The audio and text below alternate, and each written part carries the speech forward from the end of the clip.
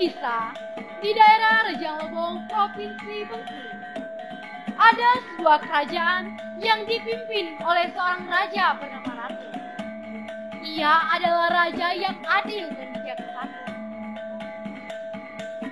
Di bawah kepemimpinannya, kerajaan tersebut menjadi aman dan makmur.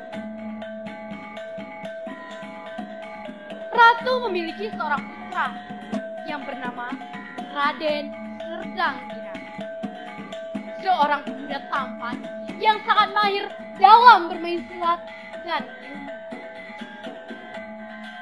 Sedangkan putrinya bernama Putri Renung, seorang gadis cantik yang memiliki sifat lemah lembut dan pandai.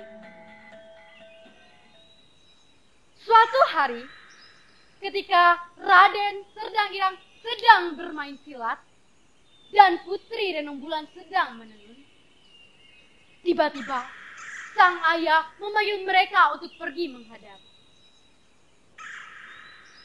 Ada apa, ayah? Mengapa tiba-tiba ayah memanggil kami untuk menghadap?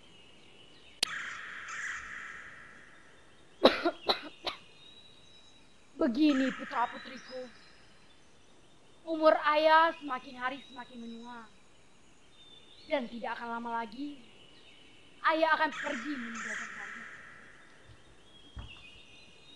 Mengapa ayah berbicara seperti itu? Bukankah ayah masih tampak sehat-sehat saja? Kau benar, putriku. Meskipun ayah masih tampak sehat-sehat saja, tetapi ayah memiliki firasat bahwa umur ayah tidak akan lama lagi. Dan sebentar lagi, ayah akan pergi meninggalkan kalian. Maka dari itu, jagalah diri kalian. Tidak, ayah. Ayah tidak boleh berbicara seperti itu. Ayah akan terus bersama kami.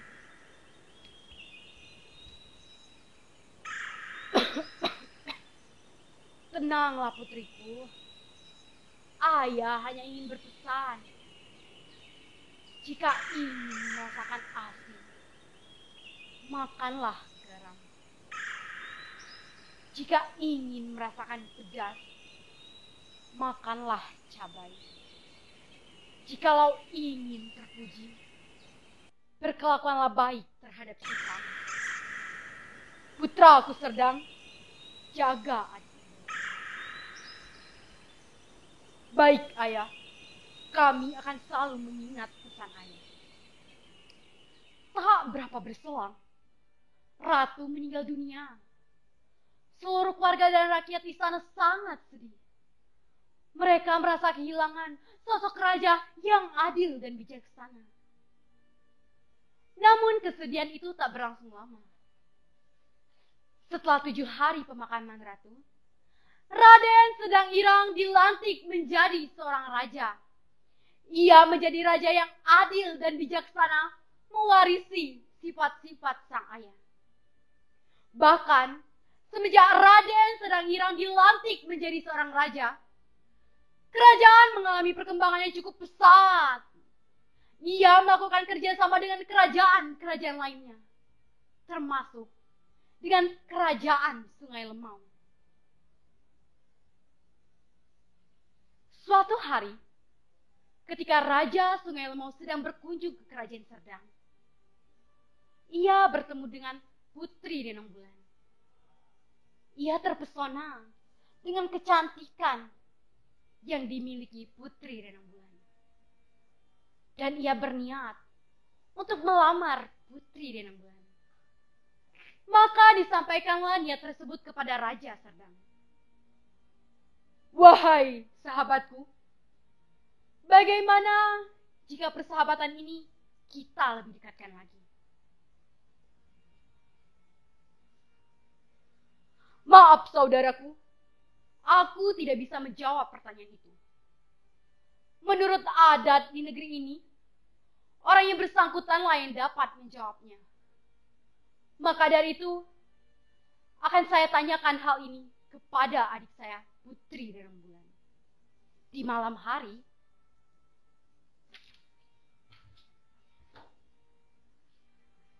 ada apa kakak? Mengapa kakak memanggilku? Begini Putri, kau ingat pertama kali kau bertemu dengan Raja Sungai Lemau? Iya kakak, aku mengingatnya. Lalu, sejak pertemuan itu, Raja Sungai Lemau jatuh hati kepadamu. Dan ia berniat untuk melamarmu. Maka dari itu, kakak tidak langsung menjawabnya. Kakak tidak bisa, karena yang berhak menjawabnya adalah kau, Putri. Bagaimana dengan dirimu?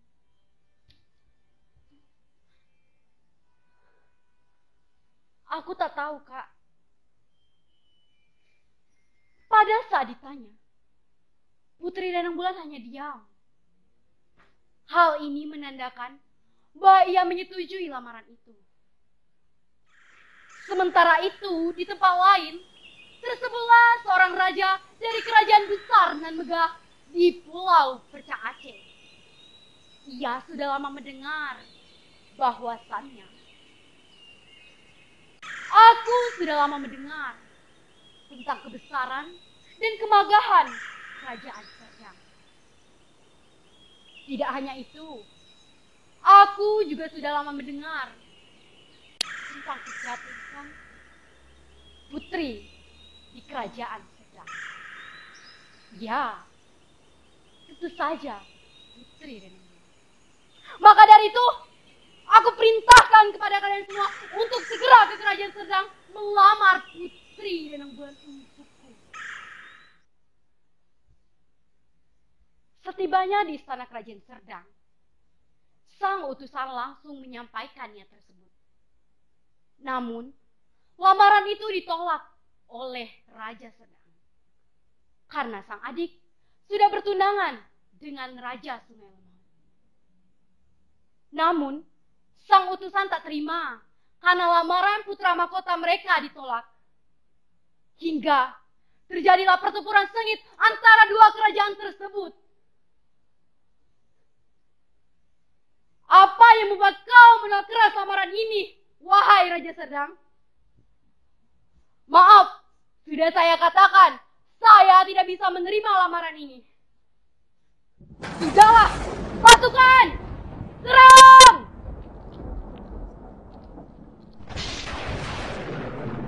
Pada pertempuran ini, Raja Serdang memimpin langsung pasukannya dengan gagah berani. Meski demikian, ia tetap berjaga-jaga. Raja Serdang dan pasukannya mendirikan benteng dari aur dan duri yang sangat sulit untuk ditembus oleh pasukan Aceh. Pasukan Aceh yang terpukul mundur pun tidak langsung kembali ke negerinya. Mereka tetap berdiam diri di atas kapal untuk melakukan perundingan. Kita tidak bisa diam. Kita harus mendapatkan Putri Rembulan. Maka dari itu, salah satu di antara kita harus menyamar menjadi penduduk setempat.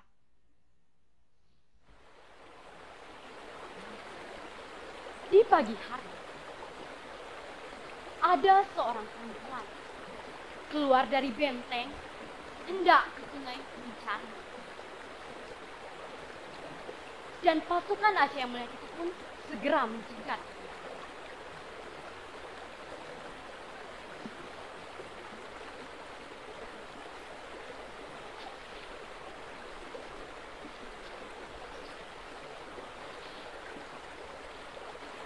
Maaf mengganggu waktunya.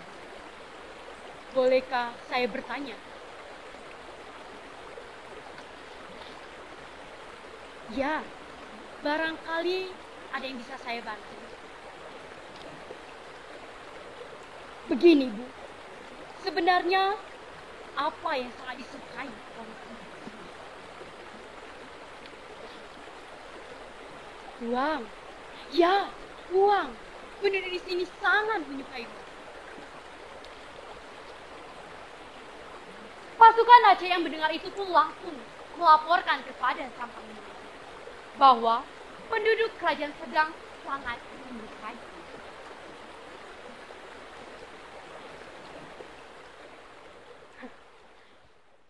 Maka dari itu, segera kalian taburkan uang di sekitar benteng dari Aur dan Duri itu.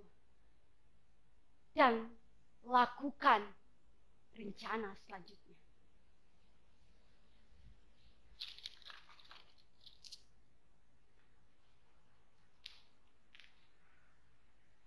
Pasukan Aceh pun menaburkan uang tersebut di sekitar benteng. Rakyat Serdang yang melihat itu pun tergiur. Mereka berbondong-bondong menebang Aur dan Duri tersebut. Sehingga terbukalah benteng yang selama ini sangat sulit untuk ditembus oleh pasukan Aceh. Pasukan Aceh pun tidak menyia-nyiakan kesempatan. Mereka segera berlari masuk ke dalam kerajaan Serdang.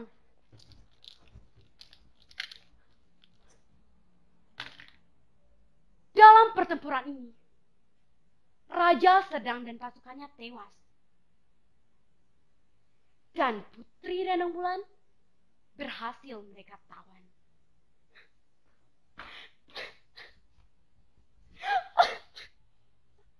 Kak Serdang, tolong aku, Kak Serdang. Tolong aku. Sudahlah Putri, tidak ada orang yang bisa menolongmu. Kakak dan tunanganmu itu sudah tewas. Tidak, Kak Serdang masih hidup. Ia akan segera menyelamatkanku. Kak Serdang, tolong aku. Pasukan, kembangkan layar kapal. Kita tinggalkan negeri ini. Kak Serdang, tolong aku. Daripada Putri mati, lebih baik aku mati bunuh diri.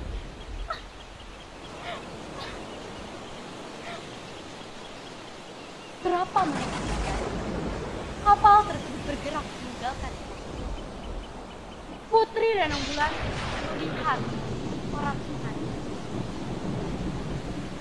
Ia melihat tapak batu dan tapak hitam yang mengapu. Cara dia melihat, Putri bergerak dekati. Lebih baik aku mati.